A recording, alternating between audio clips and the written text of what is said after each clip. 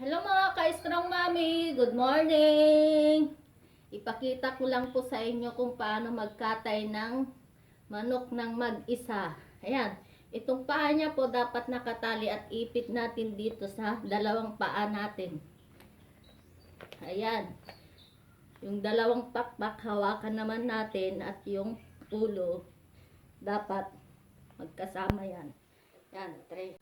Kung napapansin nyo mga ka-strong mami, bigas yung nakalagay dito sa mangkok, hindi suka kasi ayaw ko ng suka para buo yung dugo niya. Ayan, try na natin ikatay yung manok na mag-isa.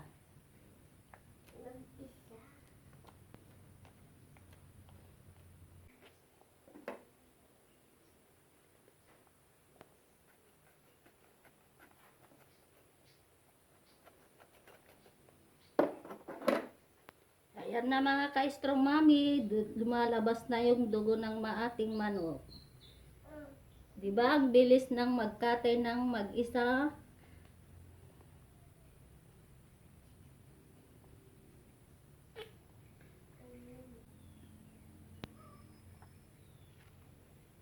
Hindi pa patay yung manok mga.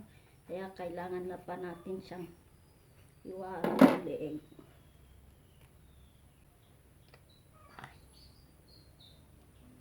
Ayan, mga ka-strong mami, katay ng ating manok. Di ba makakatay tayo ng manok kahit mag-isa tayo. Ready na ang ating manok mga ka-strong mami. Ayan, pwede na natin siyang lagyan ng tubig para matanggalan ng mga balahibo niya.